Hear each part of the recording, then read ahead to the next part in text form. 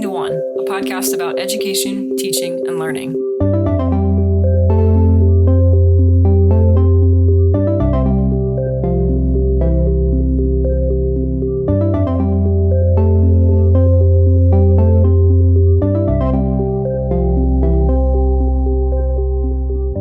Hello. Hi. Hi. How you doing?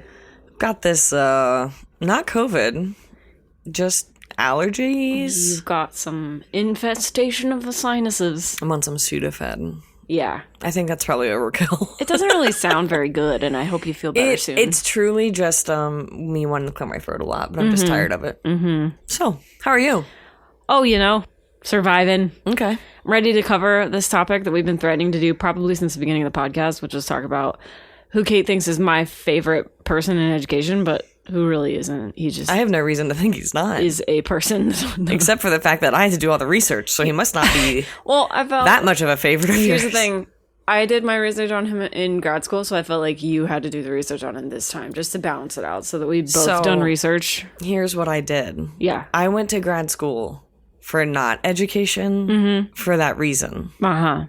Yeah. So, how do you feel? Watson, anything else to say? Watson does not like Horace Mann. Can you come up to bed, please? Come on, get up here. She's creepy. She's just gonna sit there. Okay, Horace Mann. Yeah, so you avoided this in grad school entirely? I just mean I got a master's in English. So yeah. Yeah. That's what I'm saying. Mine was in philosophy and education. So This is your dude. This is... Did they bring him back from the dead to come in? This is a man about whom I learned a great deal. A man's man. A real man's man. You're a man's woman. Woman's man. Let's not try too hard on that one. Let's just let it be. Let's just pretend like we didn't really even try in the first place and move on. I think when we hear from listeners, that'll be their favorite line. And I think you're just mad that you didn't come up with it first. Well, that's correct. Okay, so before we... She always gets the best lines, guys. Before we jump into... some good ones, too. Can you write in and send emails, but only to me? Don't send it into our shared email account. Send it just to me and let me know all of the good lines that I can use in the pod.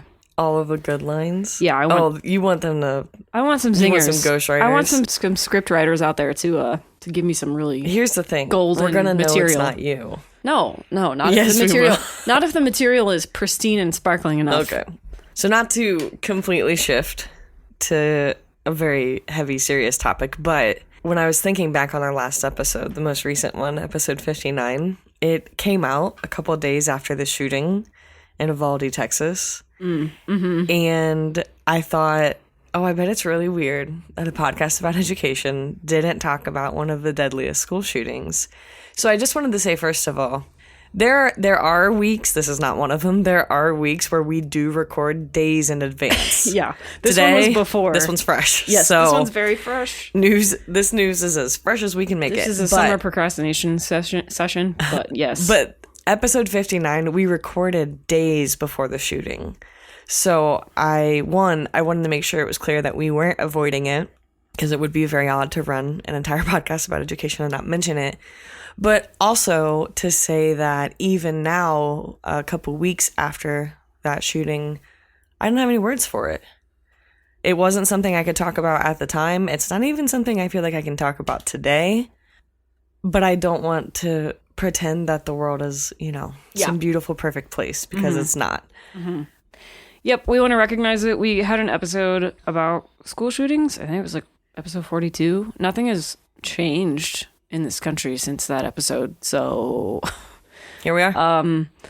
Things like that are still happening pretty regularly here. So we had a note in here about writing to your representatives and such, but I feel like I'm not sure about whether or not that has an effect anymore. I'm getting to the point where with this particular question, it's so close to home because I have so many friends who are teachers, and it feels so urgent because it's kids trying to learn and the people who are trying to help them do it. And it's just like the most vulnerable population. And we should be paying the most attention to keeping those people safe. And the fact that we can't do it is pretty heartbreaking. Well, and I would say that if you think you have things to say about these things, like a school shooting, I'm sure you do, because as a human, we all have an emotional response. But make sure you're listening to teachers and people who work in schools and students. I think that their voices are the most important right now. And when we look at the sort of work that like state governments are trying to pass and these new legislations for carrying weapons and things like that for teachers, like talk to the people, your teachers in your school districts to see how they feel about things like this. Yeah, you're referencing specifically Ohio, the Ohio Yeah, and legislature's it's not just response. Ohio either Yeah. that's currently going through that legislation, but In case you're not here, though, the Ohio legislature decided that in response to the shooting that they would have the great idea of allowing teachers to get permits to carry firearms after like 24 hours Yeah. on an emergency basis. So like their solution is just yeah. pump more guns into schools, I guess. So I would just say talk to the teachers that you know, talk to officials and things like that in your district especially, and figure out how to support them and what that looks like. I cannot personally say that I believe that arming teachers is the move, but that's just me, and I am just one teacher, and there are other teachers who have very different approaches to that. So, why are you making that face? This topic simply makes me wish to scream. That's okay. all. It's not your fault. Didn't want it to come off like we didn't care. Yeah. Or we had our head in the sand for days. We didn't. That episode we did our homework on, and we actually got it done very, very ahead of time. Yeah, you were seeing the results of us not procrastinating for once in our lives. And now I'm like, well, guess what? It looks like we totally weren't paying attention. We were. So thank you for bearing with us. Thanks for your patience on that issue, and just keep it in mind. Want to move on to this episode? Jump back into old Horace Mann? Oh, Horace. So who is Horace Mann? Am I leading this? Do I get to tell you, You get about to tell your guy? Why don't you tell me about my guy? Okay, the reason this is my Your guy, man? Yeah, my guy, man. The reason Kate keeps calling him my guy is because Columbia Teachers College, where I went to grad school, has a particular fondness for him and stuff. So do you. I mean, it's one of the, it's a leading college of education in the country, so they're going to hit all of the big, This is a big one. whatevers. This is a big one. It's kind of, we've definitely talked about Horace Mann on the pod before, because it's kind of impossible to talk about public education in the U.S. without talking about him. But now we're just going to give him his own episode. Okay. Here's Horace. Yeah. Welcome. A Horace is a Horace. Of course. Of course. No. Okay. No, that's not the one. Okay, so Horace Mann, he's born... Send it back to the writer's room. Okay. It's just you. Sorry. At your computer. All right, so Horace Mann is born May 4th, 1796, and he lives until August 2nd, 1859. Okay. So we're talking about the point in American history in between the signing of the Declaration and the Civil War. Mm-hmm. Okay. Interesting time. So, figuring out who we are as a country. Still doing it, but here we are. Okay. He was an American educational reformer. He was a slavery abolitionist. He was a Whig politician, and he was known for his commitment to promoting public education. So just a couple of highlights. In 1848, after public service as a secretary of the Massachusetts State Board of Ed, he was elected to the U.S. House of Reps.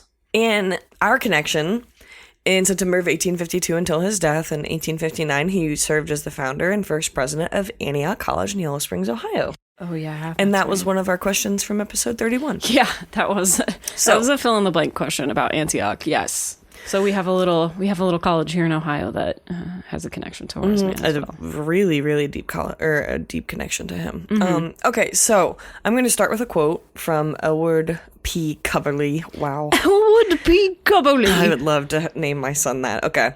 Elwood Coverley. He's an American educator and a pioneer in the field of educational administration. And this is what he said about Horace Mann. Okay. Elwood P. Coverley. Okay. Elwood. Oh gosh, I made it worse. Elwood. Elwoods. Anyways. Elwoods. His quote says this: "No one did more than he to establish in the minds of the American people the conception that education should be universal, non-sectarian, free, and that its aim should be social efficiency, civic virtue, and character, rather than mere learning or the advancement of sectarian ends." Huh. Okay. That's our lead-in. Okay. Here we go. As I said, he was the first great American advocate of public education. This is at a time when public education didn't exist. So keep that in mind. What we're talking about as we understand public education, was not a thing. Yeah. That's important to note. Imagine the system that we all, grew up around here in this country, even if some of us we went to public school, but even those who did go to private school, you grow up knowing about the public school system, being exposed to it, knowing what it is, supporting it with your taxes. It's a big deal of an institution. So he believed that in a democratic society that education should be free and universal. It should be non-sectarian, democratic in method, and reliant on well-trained professional teachers. Mm-hmm. He grew up, though, in an environment of, I would say, pretty extreme poverty, facing a lot of hardships and self-denial.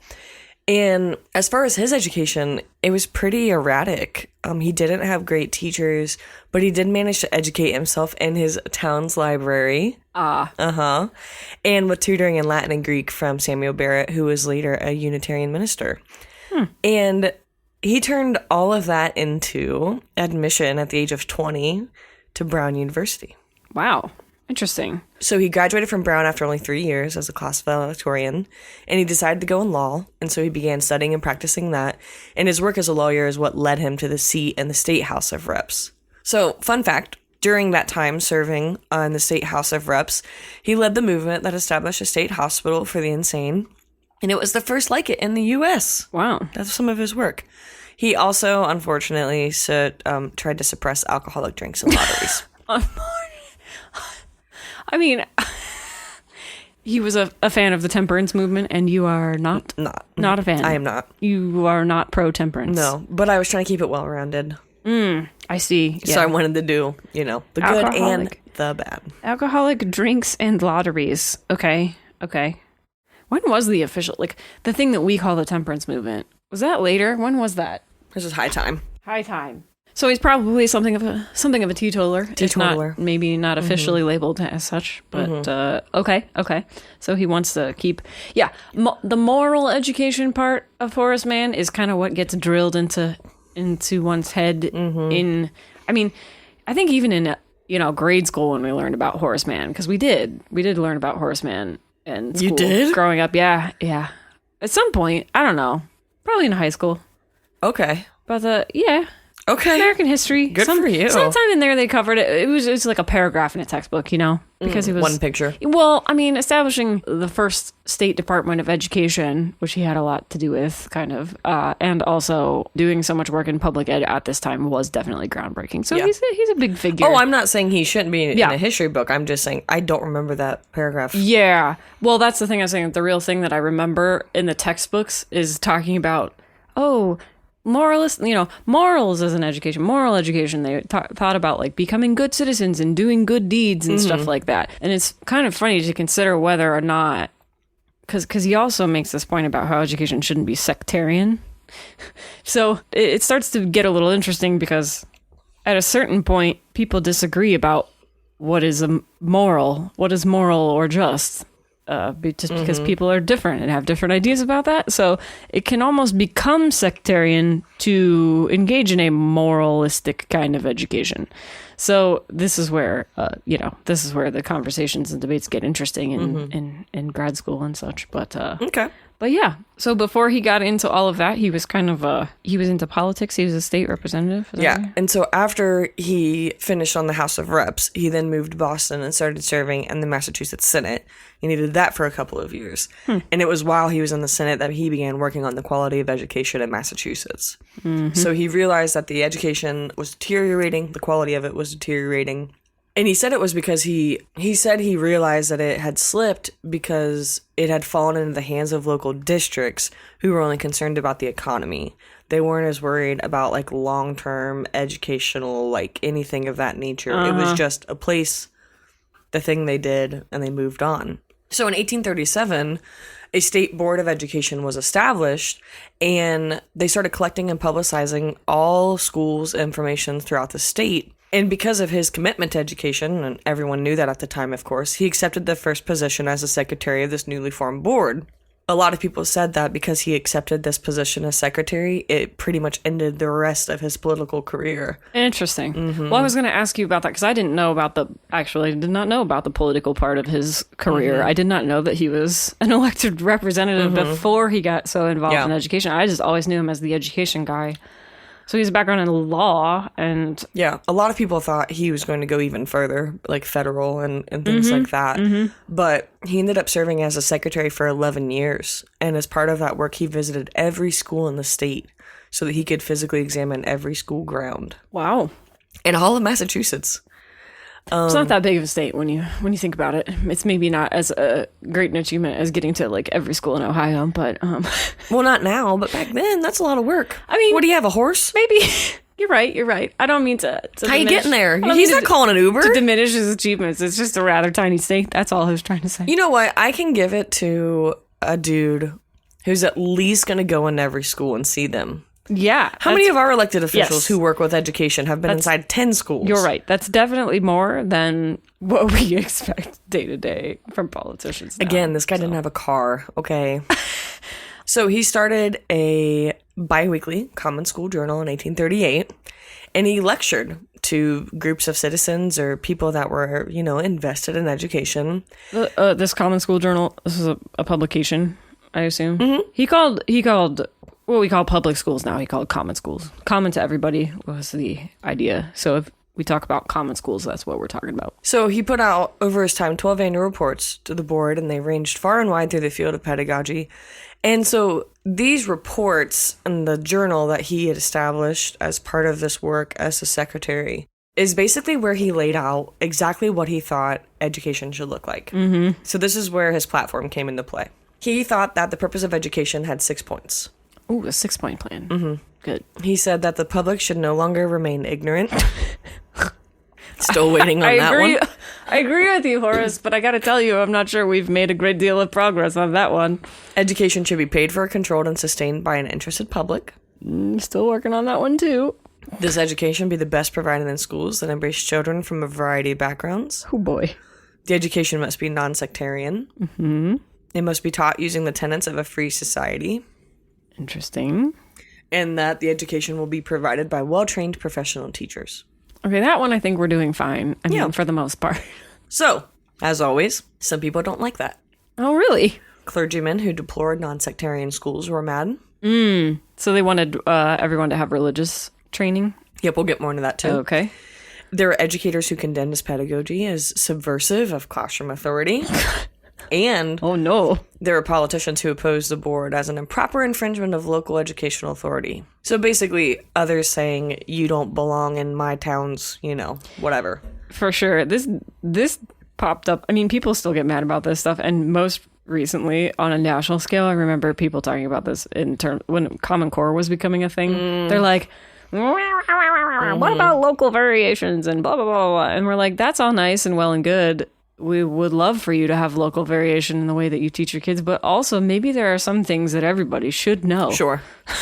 So Mann held... Difficult balance. Sorry, go ahead. So he held teachers' conventions. He delivered lectures and addresses, and he carried on extensive correspondence and introduced numerous reforms as part of his work as secretary. He persuaded his fellow modernizers, especially those in the Whig Party, which is the one he was a member of, to legislate tax-supported elementary public education in their state, and to feminize the teaching force. So this is where we see the shift to women in the classroom. Yeah, that was not always the case, by the way. The statistics that we have now about how many, I couldn't tell you offhand, but more women than men are teachers right now, for sure, especially the younger you go.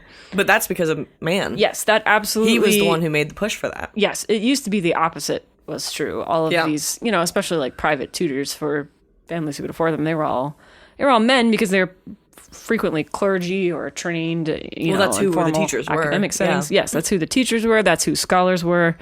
So this represented a major shift, I guess I would say, teaching workforce. So most northern states ended up adopting a version or another of the system that he established in Massachusetts. Not exactly, but many states especially focused on the normal schools, which are the schools that they use to train professional teachers. Yeah. They're just basically colleges of education now, but yes. So Mann was also heavily influenced by a trip to Europe in 1843, where he spent a lot of time in Prussia understanding their education systems. Okay, I definitely remember we covered this before when we briefly talked about Horace Mann, because we were like, why Prussia? Why Prussia? So He hoped that by bringing all children of all classes together that they could have a common learning experience. He thought that this would also give the less fortunate a chance to advance in the social scale, and education would equalize the conditions of men. He also suggested that having schools would help those students who did not have appropriate discipline in the home. So by combining everybody all together, I don't know if we talked about this on the pod, but we've talked about how one-room schoolhouses took this approach, and this would have been schools of his time too. I mean, or shortly after anyway. But one-room schoolhouses, again, they're called one room because everyone's there. Students of all ages, although the age range wasn't quite as wide at this time. Students weren't going to school quite as long. They weren't as old when they were done. No, because when they could work, they did. Right. Like the second they could work, they were just basically done. So kids were not in here until age 18, but it did used to be the fact that the youngest learners were in the same room with the oldest. So, yeah. So he thought that was important, and that's possibly inspired by his trip to Prussia. Yeah, I mean, it was just sort of part of what he brought home from his trip to Europe as far as what he was kind of Maria Montessoriing it. Like he was I do want to give him some credit. He was boots on the ground. You know? And he really did go and see what education looked like in multiple places. So I had to at least give him credit because he was at least getting in there and seeing it in a lot of ways. Oh, for sure. Instead of just making broad claims that he knows exactly what it's like and doing nothing else but that. No, I think the difference here is that he actually deeply cares about this and it's not just a pet project for him. It's really kind of his life's work.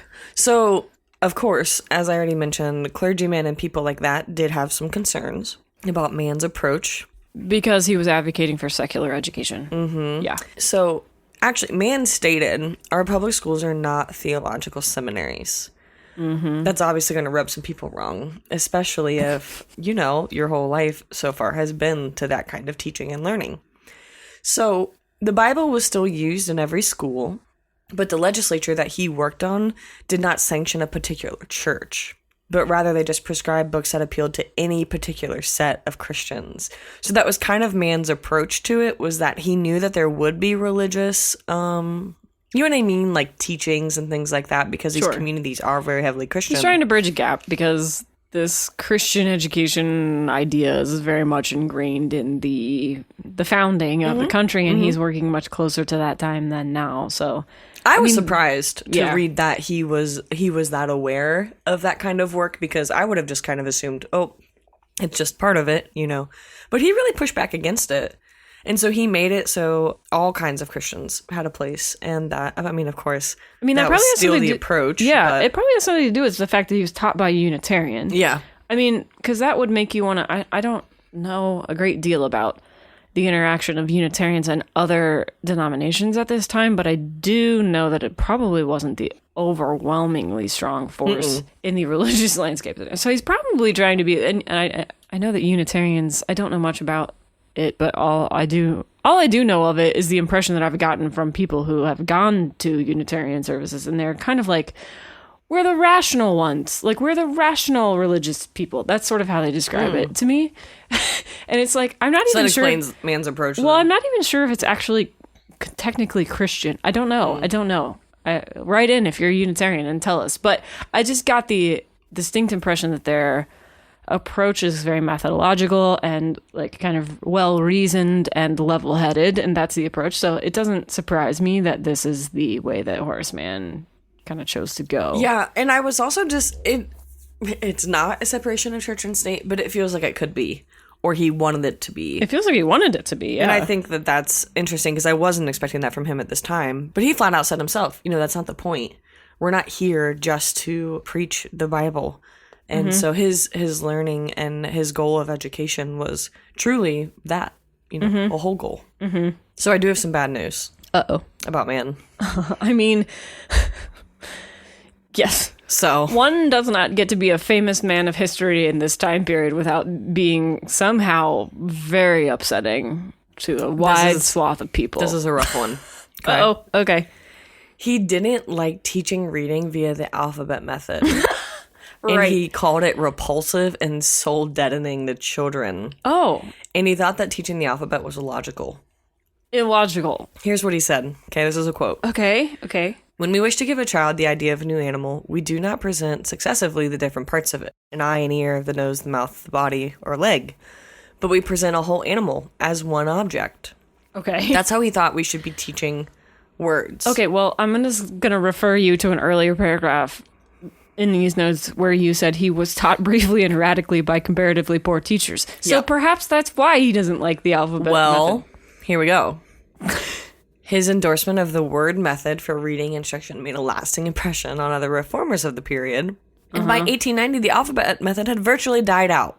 Oh, okay. So can you just in case you're a little confused by this terminology, he's essentially saying, like, don't teach anything about phonetics. Mm-hmm. He's saying just somehow manifest the complete understanding of a word, meaning you see these letters on the page and it's a whole unit and you just learn the whole unit as a word. Right. You don't sound it out. You don't whatever. So we're really only bringing this up because almost all of us who are making or listening to this podcast probably learned to read with the alphabet method, the thing that he didn't like. So and maybe anyway, even hooked on phonics. Or that. That was popular when we were young. Anyway, phonics important, but not so much to Horace Mann, apparently. So he influenced other educational leaders of this era, and what happened? So Francis Parker and John Dewey also used the word method as a feature of the progressive system of education. Of course, John Dewey. I know you knew Dewey was going to come up. Oh, of course, because that's the other Columbia guy. He's even more a Columbia guy than Horace Mann because he actually taught at Columbia. John Dewey. Have we done an episode on him? No, but I'm sure that would probably be Guess worth who's watching. next? He's the most boring. Anyway, okay, we can cover it.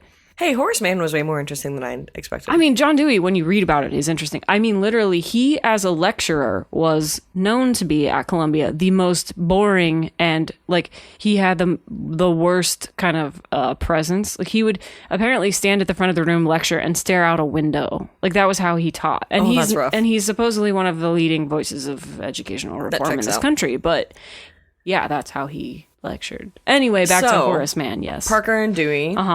Pro word method. Okay. So I found a quote. This is from Nancy Millichap, and she writes, this is a quote, okay.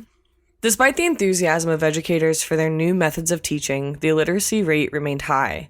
Among American soldiers enlisted in World War I, 24.9% proved unable to read or write. Wow. And during World War II, approximately the same percentage of British servicemen who were taught using the same method were found to be similarly handicapped. In 1940, 1/3 of high school students were incapable of mastering reading and writing well enough to profit from textbook instruction, and 1/2 of the adult population in the U.S. was functionally illiterate. In 1940?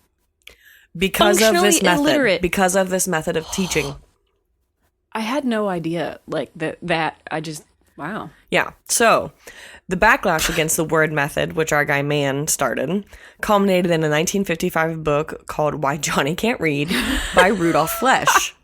He condemned this method for, quote, treating children as if they were dogs and recommended returning to teaching phonics. Oh, God. Nevertheless, the ill-informed, ineffective reading instruction remains the norm in American colleges of education and, accordingly, in American elementary schools. Treating children as if they were dogs? That's a bit dramatic. Wow. Okay. Well, I wasn't expecting that. No. Like, I wasn't expecting Horace Mann to be like, teaching phonetics is poopy. Yeah. Like, I was not expecting that. And I'm not going to say it's his fault that so much of the world is illiterate, but he might be part of it. I understand being interested in your pet idea and thinking that it's good because you might have benefited from it and thinking that therefore everybody should learn this way. Mm-hmm.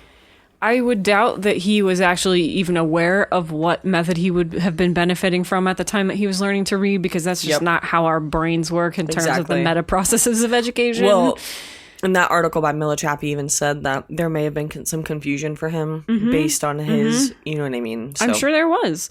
But this just goes to show the outsized influence that Horace Mann had on educational theory and praxis at this time, because it's like this one guy said, hey, I don't like letters, and in 1940 half of the population is illiterate. So like, you know, it's just like one guy can kind of steer the course of history that way. Yeah, thanks Horace Mann for making half of us functionally illiterate in 1940.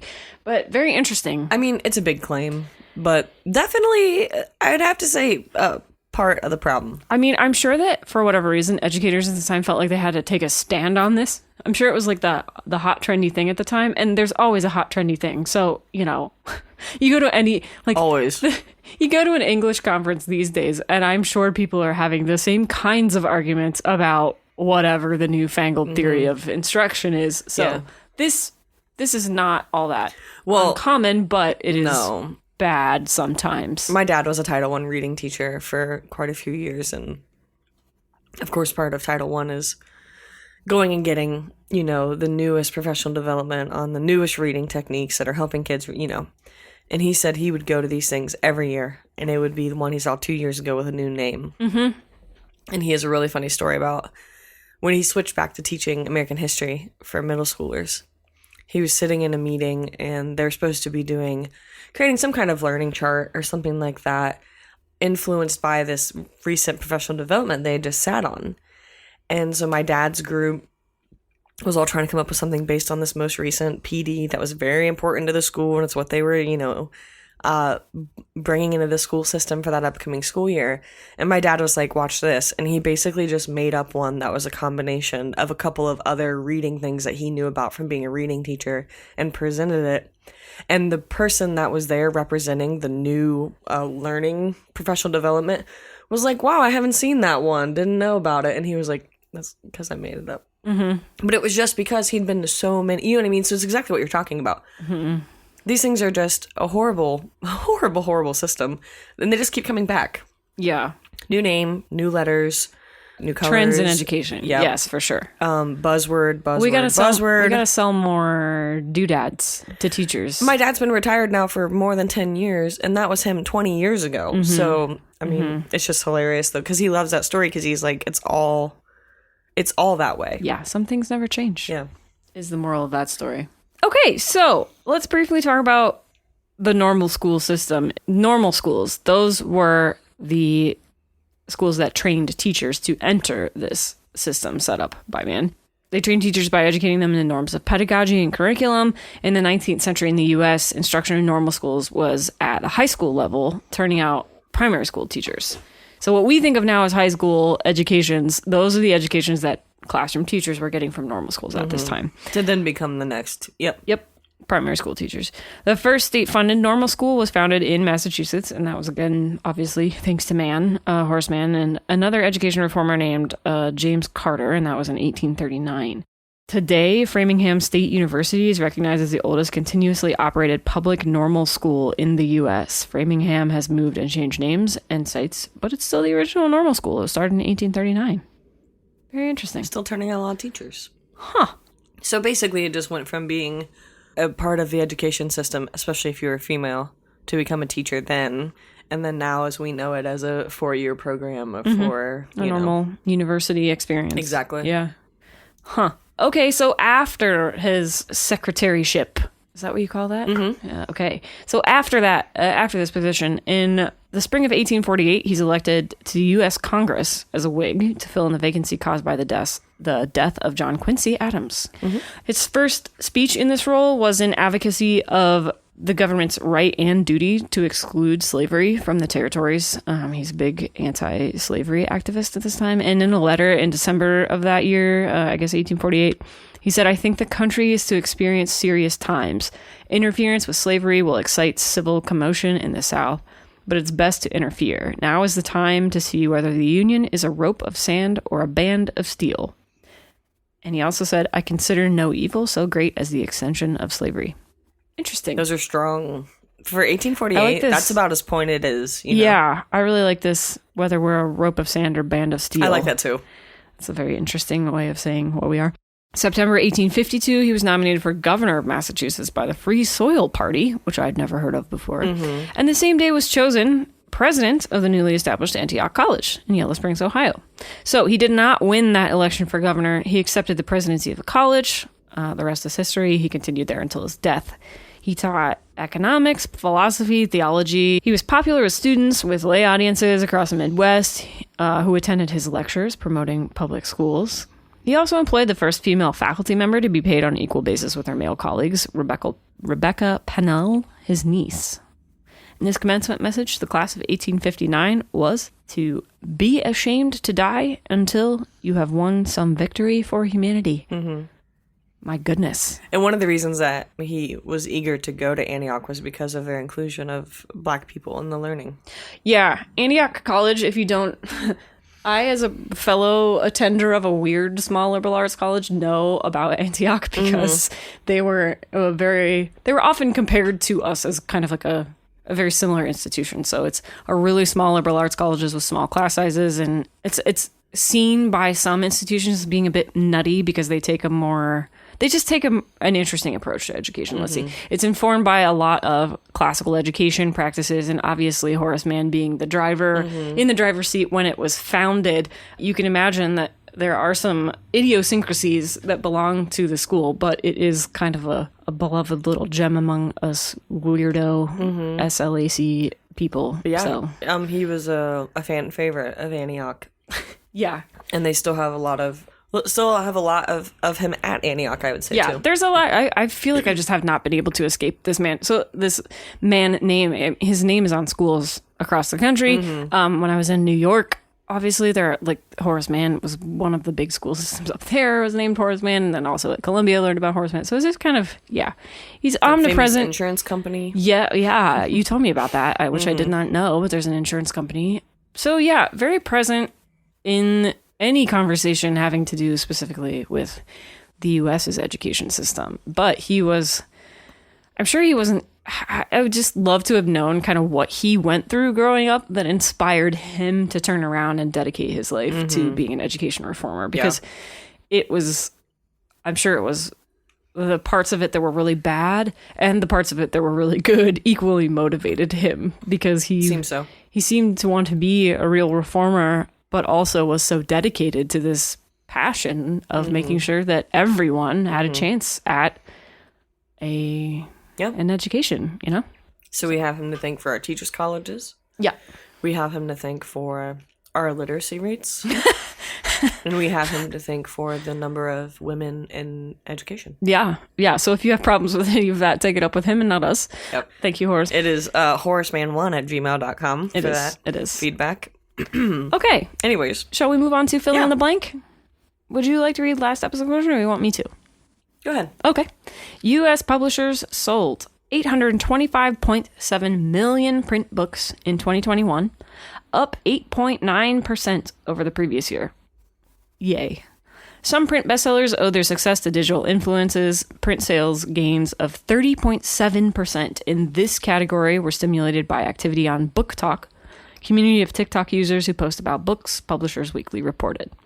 What was that category? And that was young adult fiction. Yeah. As you can imagine. One of my faves. Makes a ton of sense. I would love to, actually, we should do an entire episode on young adult fiction because I have so many thoughts. Please don't get my hopes up. Well, let's do it. Because I have so many thoughts about young adult fiction, because I definitely had, not from my parents so much because they just liked it when I read whatever, but I definitely remember being exposed to teachers and other people who kind of talked down and looked down upon young adult fiction just because it's young adult fiction. And I'm just like, so I didn't read a lot of it because I was never exposed to it. And we talked about this, but you exposed me to John Green, who's a really popular YA writer.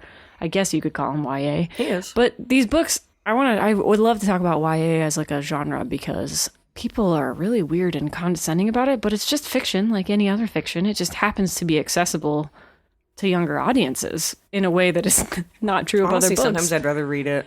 Yeah, that's the thing. I'm like, these books are better than other books that are not. Some of them. Not all of them, obviously. Some of them are garbage, but there are garbage books in any genre. But anyway, I just, It just makes me sad because I personally, if you're one of these people like me, who's like weird high achiever nerd types who grew up in a kind of high pressure cooker academic environment, if you're one of those types and you snub your nose at YA, maybe don't, because some of it's really, really good. Yeah, great stuff out there. Some of it's awesome.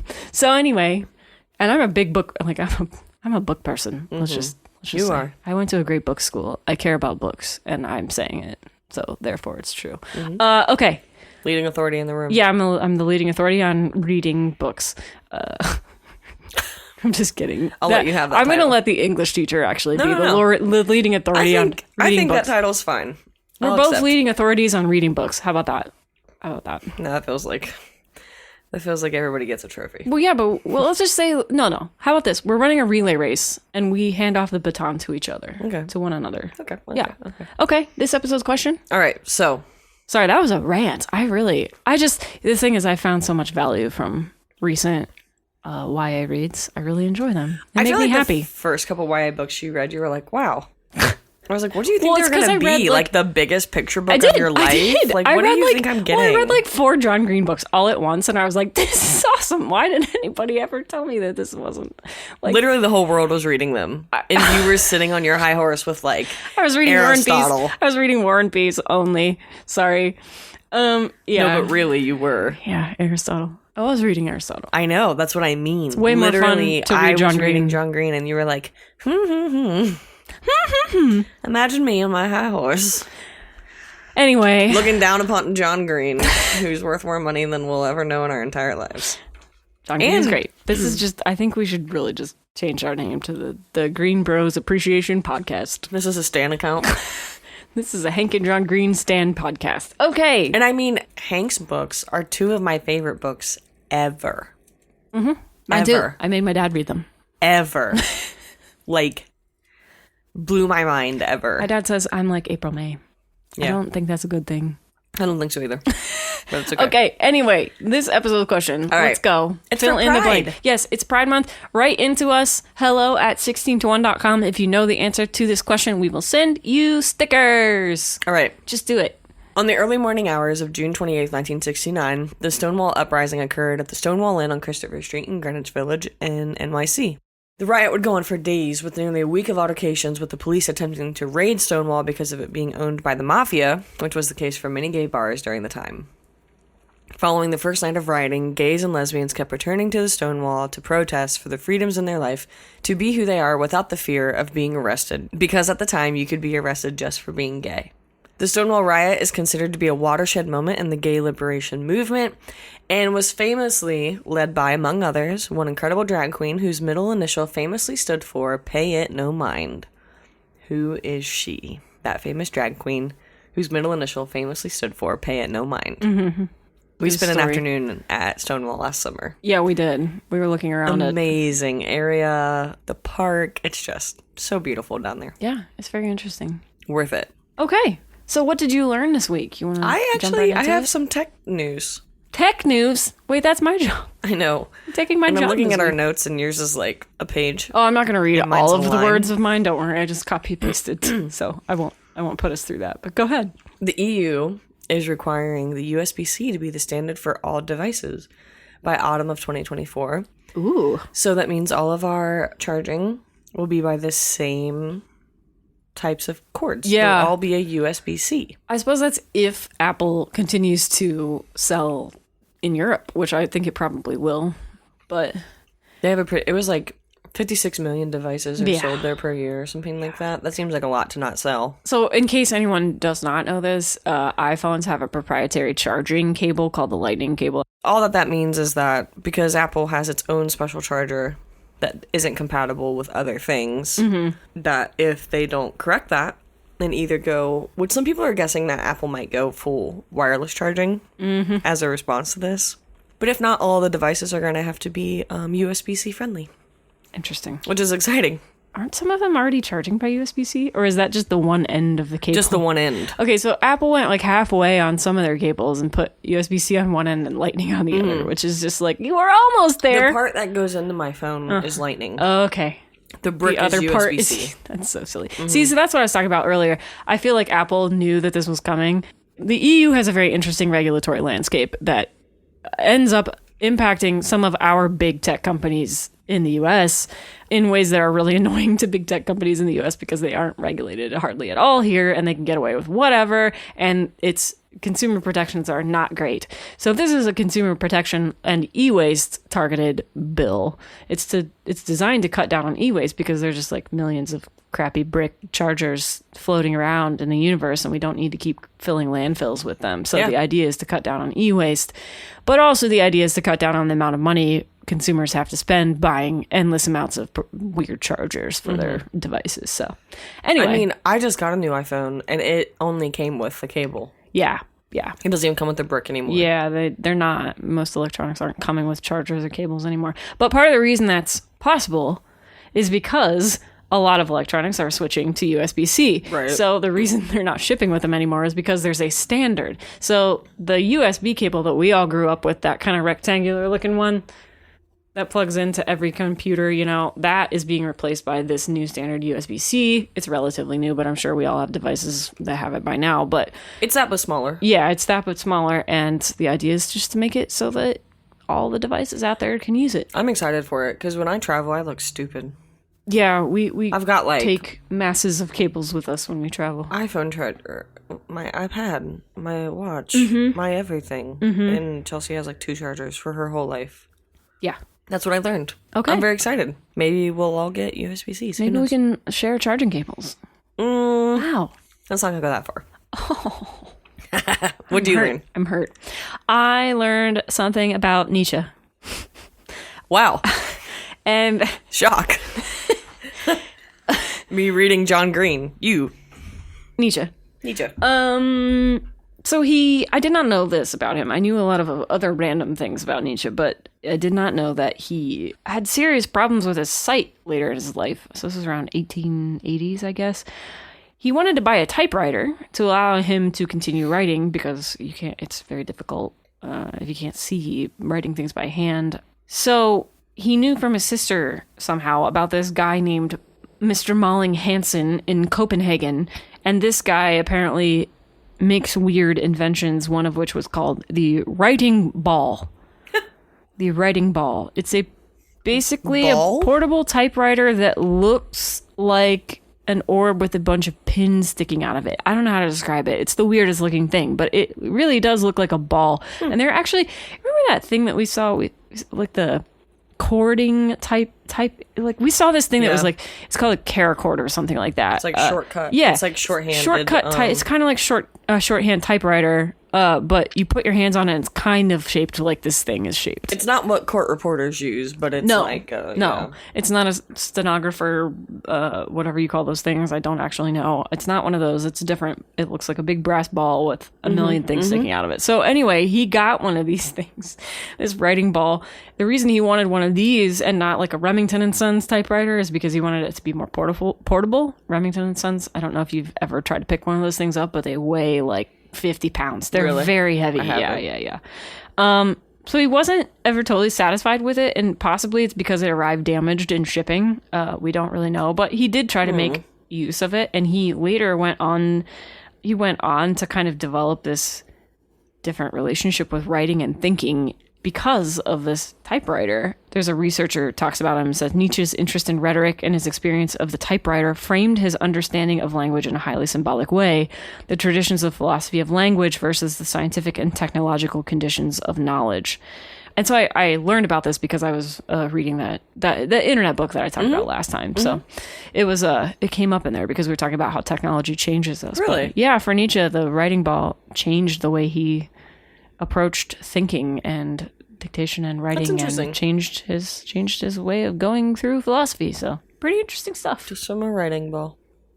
Just on my writing ball. Just sitting here writing with my writing ball. Instead of pondering on your orb, you're writing on your writing ball. Picture of Nietzsche typing on a writing ball is pondering my orb. All right. Anything else? Final thoughts? Happy Pride Month. Put on your sunscreen. Yeah, it's getting hot, finally. Maybe just do staycations. I don't know. It's a little expensive out there. The gas prices are killer right now. $5.09 yesterday, I think we saw. Oof. More than that today. Anyways. Nuts. Okay. So Cool. put on your sunscreen. Maybe get out your Libby app. Yeah. With your library card. That's free. Yeah. Do some of that reading. Libby Somewhere where the sun shines. That sounds nice. Probably just that. Have we watched anything worth sharing? We're deep into Disney again. We're watching Comfort. We're watching Comfort stuff. We're watching Obi-Wan. I think that's it. We haven't started anything new. No, I've been reading a lot more than anything else recently, so. Gonna get some Stranger Things. Yep. That's on our list. We gotta do that. So yeah, just take care of yourselves and put on your sunscreen. Yep. Have a good summer. We'll see you in 2 weeks. Okay, bye. Bye.